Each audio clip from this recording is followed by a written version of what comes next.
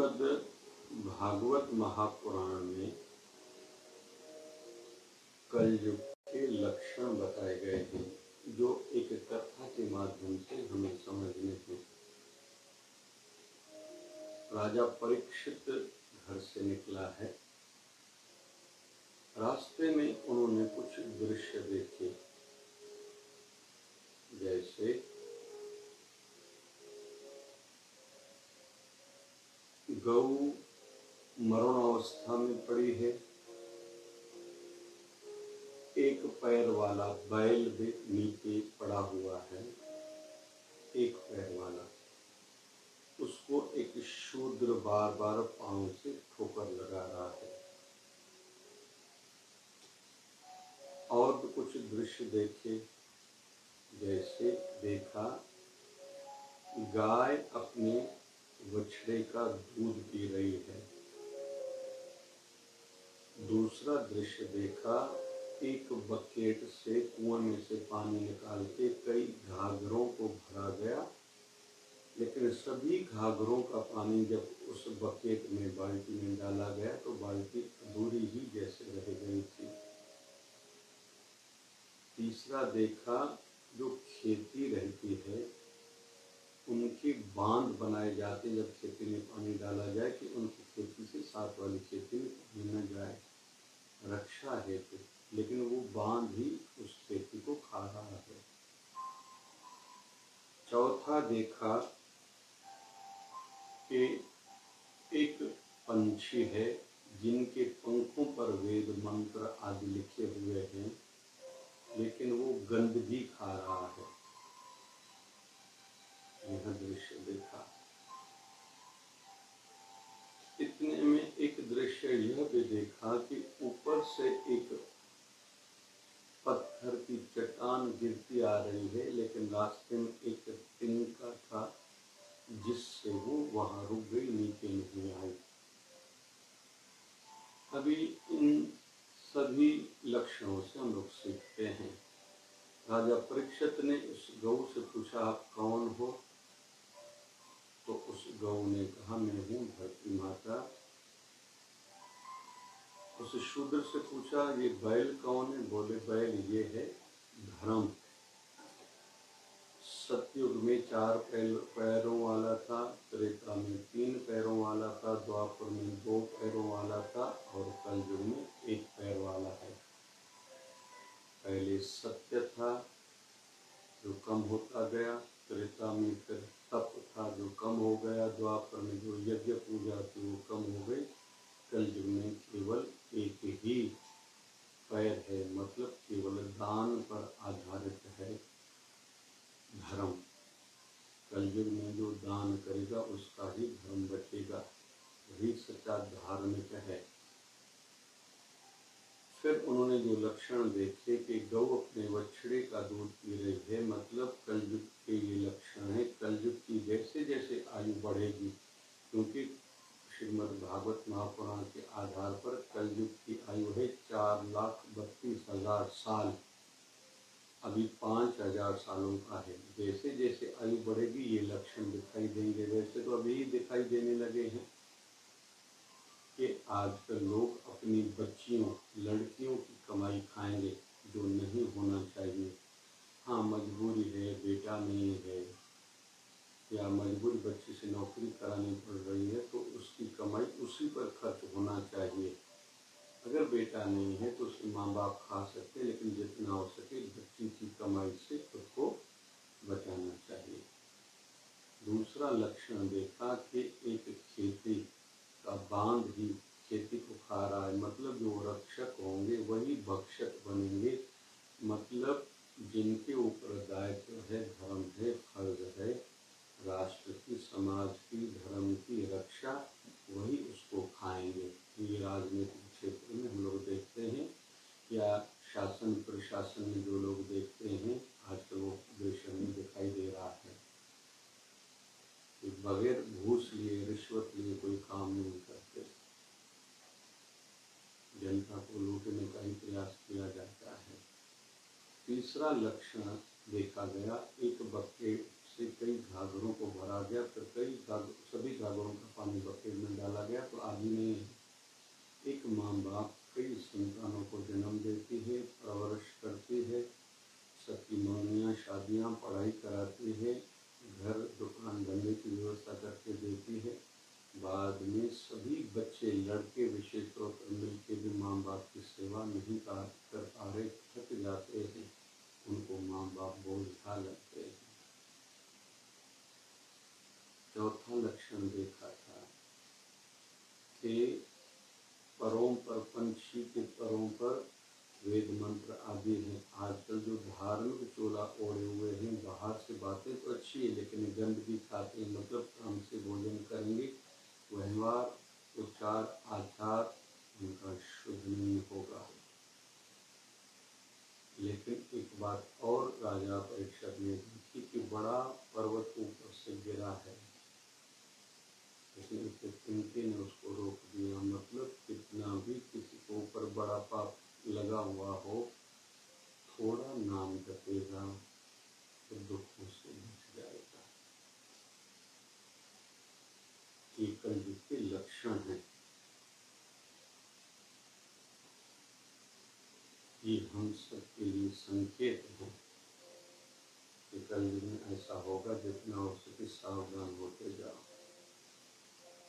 तो कलयुग आधारित है एक दान पर, दूसरा नाम पर। जो भजन करेगा, हरि नाम का जप करेगा, आयु बढ़ने के साथ बढ़ाएगा, धीरे धीरे धीरे धीरे उनके मन की शांति बढ़ेगी, दुख दूर होंगे, कष्ट दूर होते जाएंगे।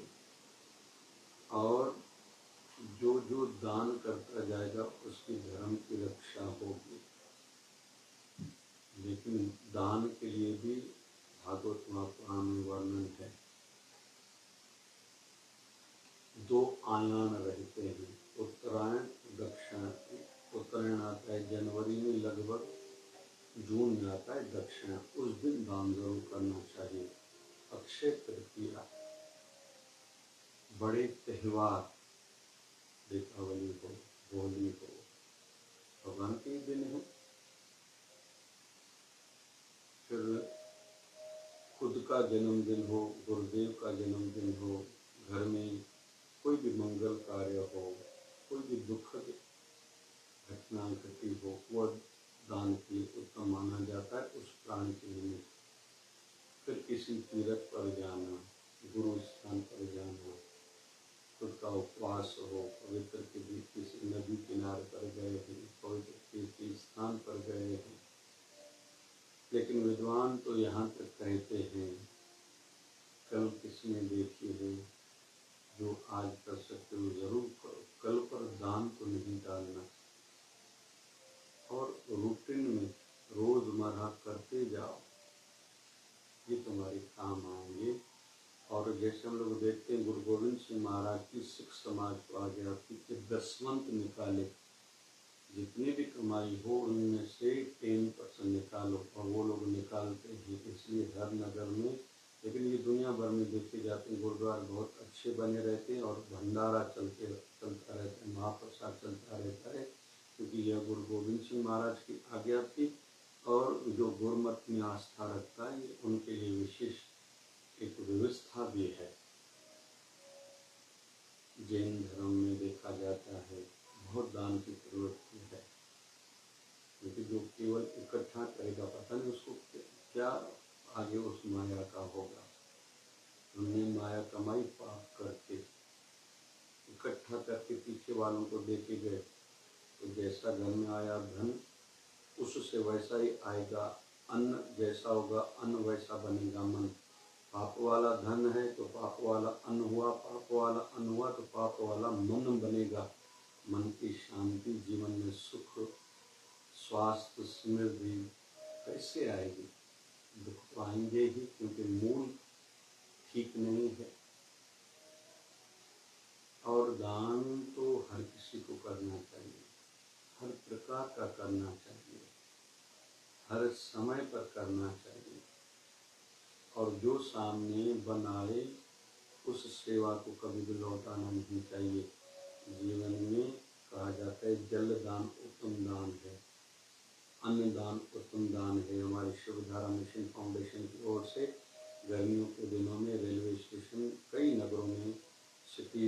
में बाजारों में शिवधारा जलाश्रम की सेवा चलती है। अन्न सेवा शिवधारा राम रोटी की सेवा 2015 29 नवंबर से आज तक एक दिन का खाड़ा नहीं है। सदगुरु स्वामी शिव भजन जी महाराज की कृपा से निरंतर भोजन हॉस्पिटल में गरीब जरूरतमंदों को दिया जाता है। अन्नदान, जलदान, वस्त्रदान, भूमिदान, गौदान। जहाँ भूमिदान कहीं मंदिर बन रहा हो, मठ, शिवालय, देवालय सेवा करने में देरी नहीं करनी चाहिए, भूमिदान हो गया। उसके बाद विद्यादान, पढ़ाई के क्षेत्र में भी सेवा सब किसी को जरूर करनी चाहिए, विद्यादान। फिर औषधि दान, मरीजों को के लिए जो खर्चा करेंगे, दवाई दिलाएंगे, इलाज कराएंगे, ऑपरेशन आदि कराएंगे, उनके आने वाले दुख दूर होते हैं। दूसरा ब्लड डोनेशन से, रक्तदान से भी आने वाले शरीर के रोग दूर होते हैं, तो औषधि दान। फिर अभय दान, किसी को तसल्ली देना, जो घबराया हुआ है, दुख में है, पीड़ा में है, आपदा जिनके जीवन में चल रही थी, आई हुई है, उनको तसल्ली सांत्वना देना।